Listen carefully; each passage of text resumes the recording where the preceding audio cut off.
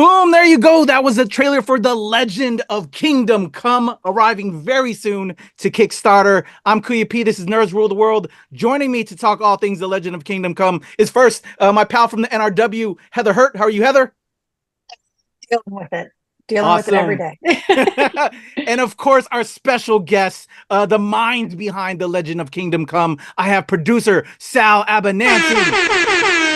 And of course, the director of The Legend of Kingdom Come, Remsy Atassi. Thank you, gentlemen, both for your time. Really appreciate you guys.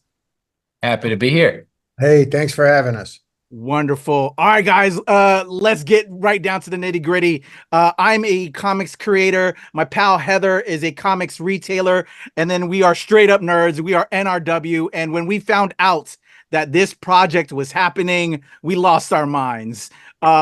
Why now, Sal? Because I know you've been, down with Alex Ross art for quite some time. Why bring in Remsy? Let's start from there.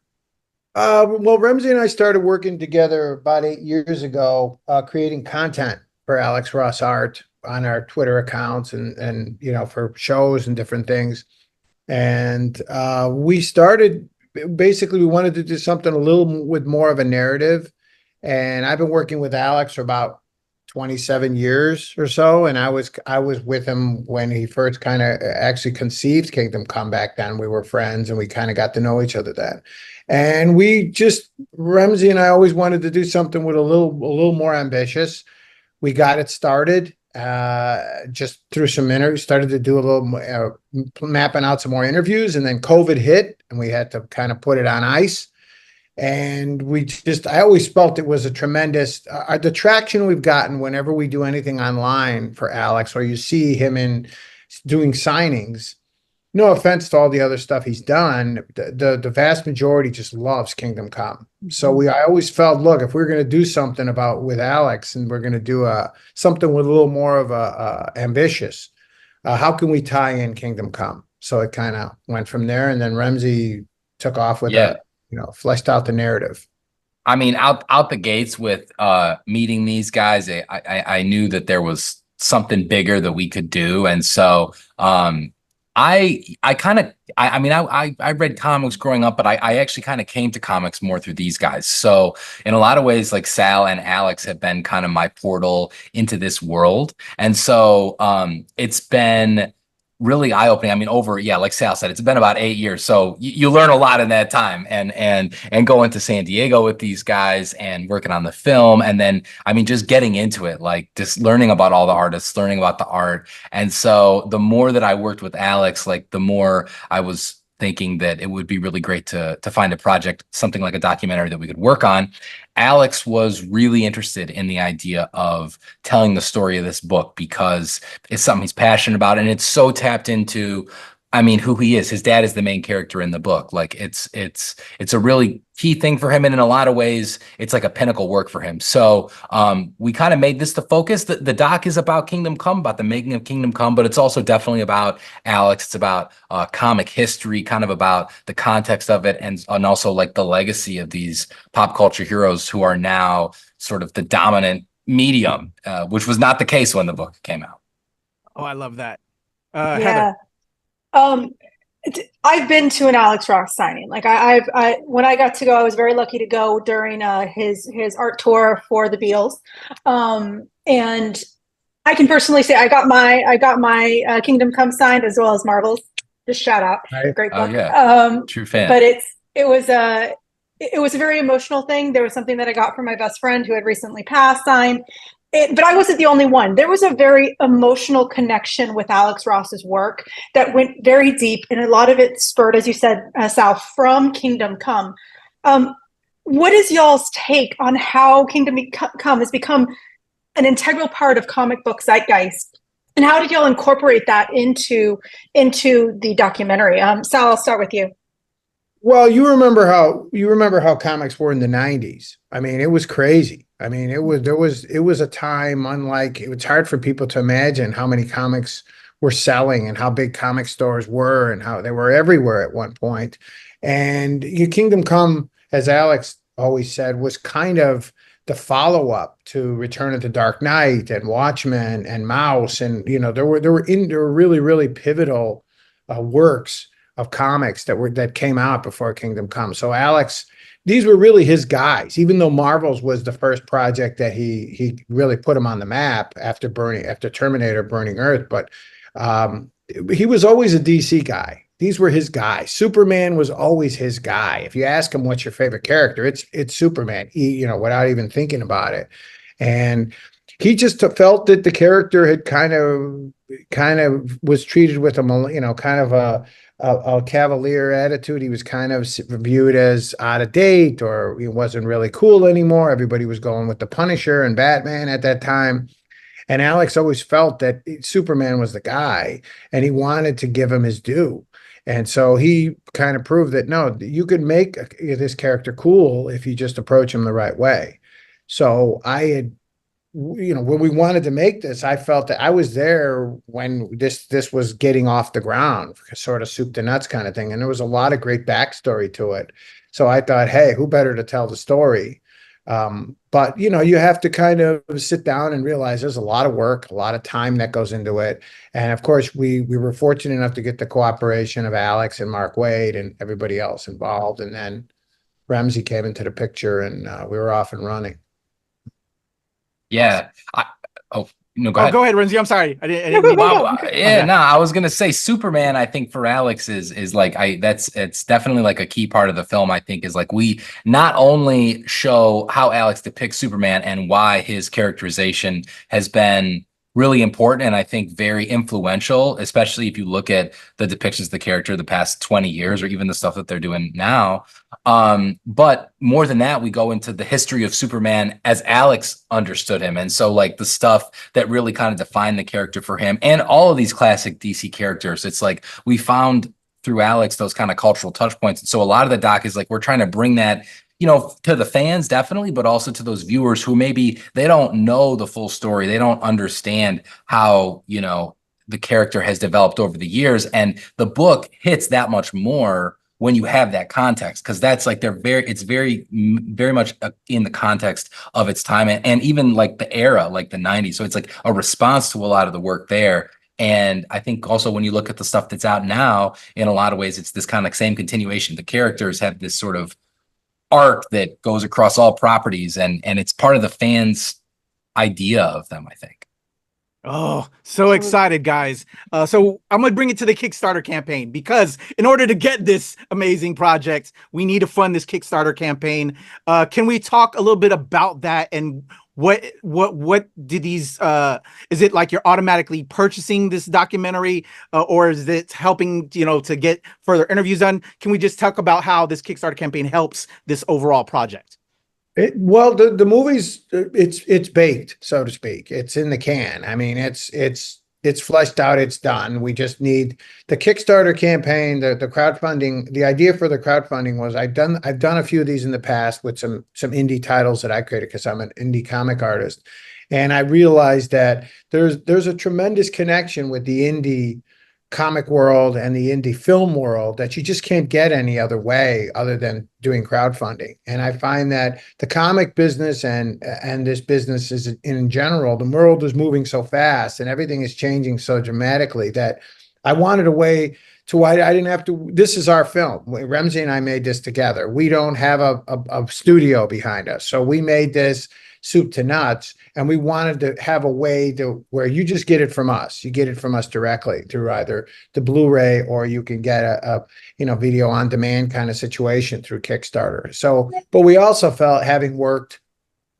like what Heather was saying, she'd been to a Alex Ross signing, that the fan base and the comic fans like a lot of that stuff. They like unique items. They like a unique connection with the creator. If you look, a lot of creators are doing crowdfunding because they like that relationship with the fan base directly. And that's kind of was our motivation for this, to say, we're not going through a big studio. This film was made, by fans for the fans. As comic fans, you're really who we made this film for. Yeah, we're indie filmmakers, and Kickstarter is I've done some for projects in the past as well. And so it's just an amazing way to be able to connect directly with your fans and your audience. And we really are focused on giving them the stuff that they want. I mean, we hear from people, this is like a story that they wanted. And so it's something that we're trying to take directly to them. So that's the Kickstarter is our way of being like, you know, this is for you. And we want to kind of bring you into the fold as we bring the film to our audience. Yeah. Exciting. Can't wait for it to start. Let's go. Are you really, it really is for the fans. There's a lot of Easter eggs in there that, it's for everybody. Obviously you have to kind of create a narrative that everybody can follow with, but as comic fans and as people in the business, you're gonna understand way more of it than most people. I think you're gonna get the references. And from like, you know, for the true fans, we've got like thousands of scans of thumbnails and sketches and, you know, different iterations of things over the years. And we've worked with the team to enhance these, bring them to life with visual effects and 3D and kind of bringing the book to life in a lot of ways. So I think people are going to be really excited. There's a lot of never before seen stuff that went into this. And so we're excited for them to just be able to check it out. I mean, animation. The problem with when you make a Kingdom Come documentary is the first question is, well, where's the film? They want the animated film. They want the film. And I'm like, guys, I don't have $150 million to make a Kingdom Come film. Neither is Warner Brothers going to let me do it. But a documentary about the making of, so we have a lot of animation in there, some great animation to show you, you know, the hypothetical of this is what Alex would like it to look like. But it's not, you know, like we didn't cast Superman and we didn't have, you know, they're like, but I want to see an animated film. And I'm like, guys. Oh, yes. Yeah. I know young Sal was posing when you were a lot younger, Sal. I know you're posing like the rest of the studio for Alex. Yeah. Did we get that? Cool footage. No one has seen this, but what we actually did is we took all these photos that hundreds of photos. Alex kept all of his reference photos from the book. And so I got 3 massive photo albums and we went and took all these pictures of them. And then it's like, we kind of actually recreated Alex's desk in 3D. And so we would put the photos so you could kind of see the process, like reference photo to painting, which we've shown a lot of that with the stuff we've done before. And we have some stuff where he's painting and you see what he's doing, but it's kind of like, it's pretty wild when you see the picture of somebody and the lighting and everything. And then you see it like thumbnail, like final sketch, like final painting come to life, because that's his ability to capture the photorealism and the everyday people is something that I think he's unmatched in. Love that. Yeah, you can't. Some of his pieces of work, it can't be replicated because it's almost exactly like a photograph. It's absolutely amazing. Yeah. Let's talk about some of those goodies a little bit. Some of those small things. Doing a Kickstarter, you get to also do a lot more creatively. What's like one of your favorite things that y'all get to add to this campaign? Now that it's almost here, it's almost off the ground. Let's start with you, Remsy. I mean, I think that for people who want to join us on the journey, they're going to be really excited to see some of the things that come along the way. You know, we're excited. We have the campaign. I mean, I'm not going to give away all the things because we want people to get in there so they can get excited. But I will say you won't be disappointed if you jump in because there's going to be a lot of cool stuff, I think, that's going to be coming throughout the campaign. And it's up to me. I'm saying, like, buy the film, like get the Blu-ray, you know, so you can have the physical, you'll get the digital, and that's what we want to give people first and foremost. But no doubt there's going to be posters and all kinds of other cool things that people can find from the Kickstarter. What about you, Sal?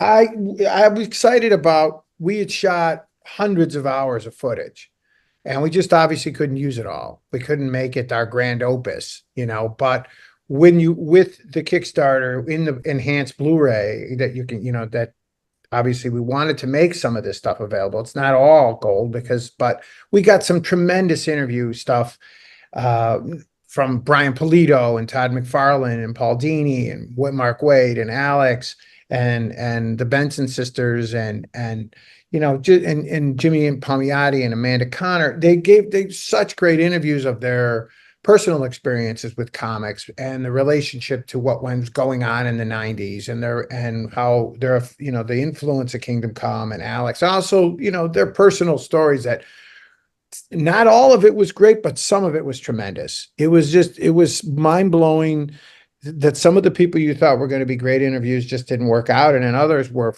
fantastic. The stuff we got with Brian Pulido and with Todd McFarlane was fantastic. And Paul Dini, invited us into his studio and we sat with him all day and had lunch, and he just gave us story after story of relationship. And then all the models, we couldn't include all of it in the doc, but with the enhanced Blu-ray, where you'll be able to get a lot of the extra footage, some extras, yeah, a lot of some of the extras, and even some of the outtakes. So we're excited to be able to say, hey, you can include a lot of that stuff now. Whereas if it was just a screening, we just wouldn't have the ability. There's just too much.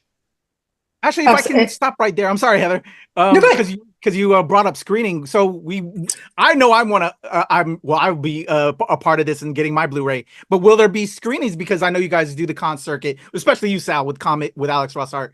We'd like to. We'd like to. We really would. We don't really know the future of the film after the crowdfunding, but we definitely want to offer it to be able to be screened often, and many, we want to do a premiere, we want to do all that stuff, but right now I think we're at the kind of the baby stages of getting this baby out.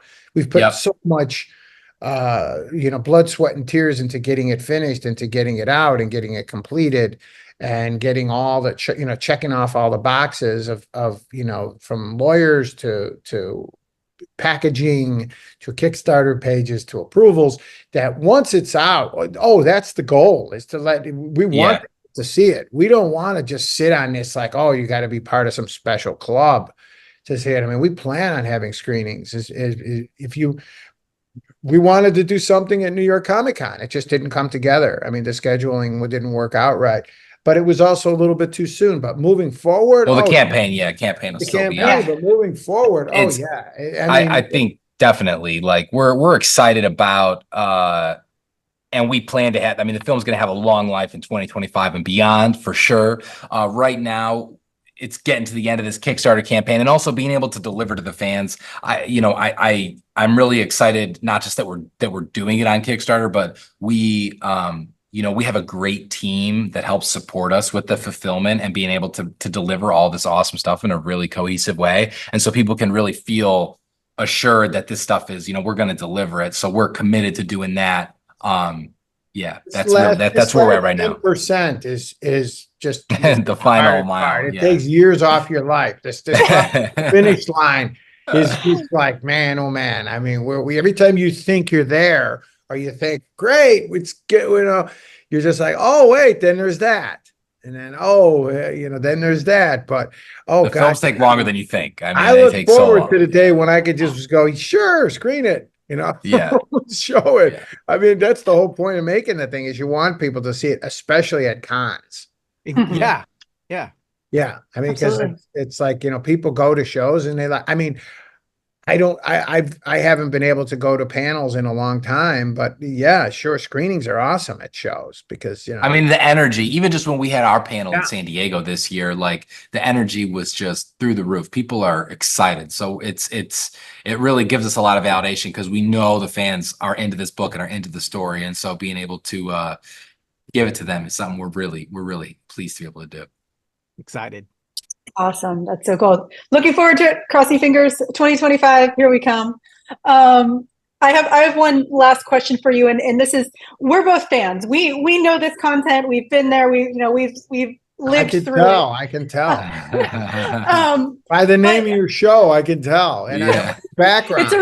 It's a requirement. It's a lot of people may not know in your background. If you look in the reflection of the table, it's the villains in the reflection. That's right, on the lower level. A lot of people think it's the reflection of the. No, she knows. She knows. You know. Well, some people have like, I never noticed that, and I'm like, it wasn't in the original, but he added that later. Yeah. Mm-hmm. If you look at it in the newer version of the graphic novels trade paperbacks, you can see it really, really clearly. So when I took it to Mark Waid out of Baltimore Comic Con. He was like, we were talking about it and the difference between like an original copy versus the one I had. It was really cool. Mark Waid's one of the coolest people in comics. Mark is amazing. Love Yeah, him. he's such a great Played a guy. big He's a part legend in this. himself. He's Yeah, been ridiculously cooperative. Mark's a great guy. Yeah, for sure.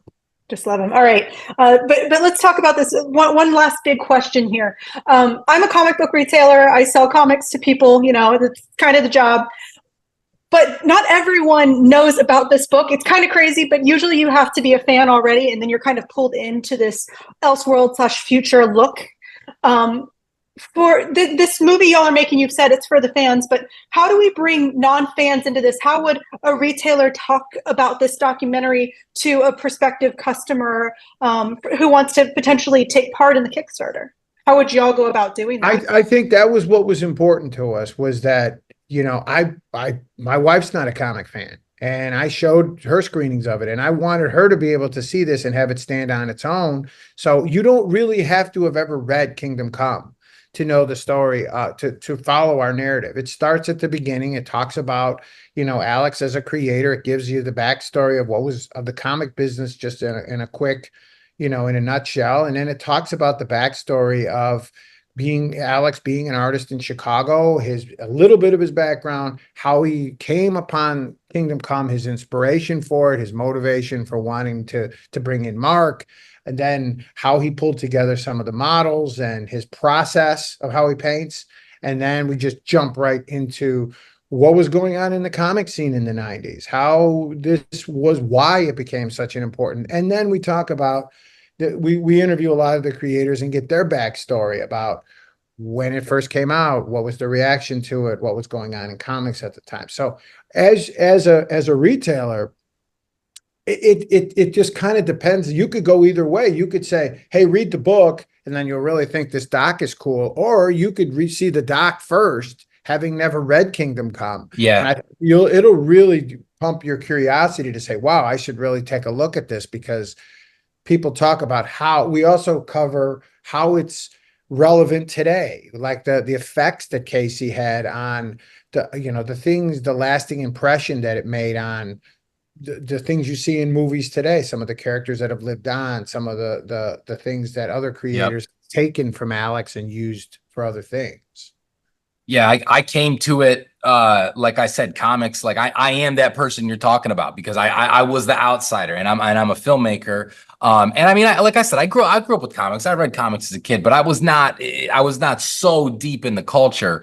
Now I'm deep in the culture. It's been a journey, but being the outsider looking in, and as a filmmaker, it's like, how do you make something interesting to a general audience? It's key. Like, we made the film for the fans, but definitely the story here is, you know, this book, it deserves to be held up, in my opinion, with the great graphic novels, the Watchmen and the Mouse, you know, the Dark Knight Returns. Like, this is in that kind of pantheon, and I think a lot of comic book fans will say that too. It's maybe not a household name to people outside of comics, and so with the film, we want to show you why that is, and so we try to really educate people who maybe don't know, and for people who do, maybe it's a bit of a refresher, but like, what are comics like? What makes them great? Why do people love them so much? And these characters, like, why is this book so important? Absolutely. Thank you guys so much. That was awesome. Thank you so much. It really does go either way. I've had some people like, I've never read Kingdom Come, I should read, and that's cool, because there's always there's new. I mean, I don't want to date ourselves here, but there's a new, you know, my kids, I'm trying to get him to read comics, and it's a different world now with the social media and the iPads and everything. But great comics are still great comics as far as I'm concerned. Absolutely. Completely agree. Gentlemen, such a pleasure. We cannot wait over here at Nerds Rule the World. Once this drops, we'd love to chat again and just do whatever additional promo that we can. But we're definitely going to support it. And to let everybody know that's watching this, I will have the links to legendofkingdomcome.com in the description below. Click over there so you can join the mailing list, as well as follow the Alex Ross Art on all platforms so you can know when it's happening. Sal Abbinanti, Remsy Atassi, such a pleasure. Thank you both, gentlemen. Thank you so much. It's our pleasure. Patrick, Thanks, guys. Heather, This has been great. Thank you so much. I really appreciate it.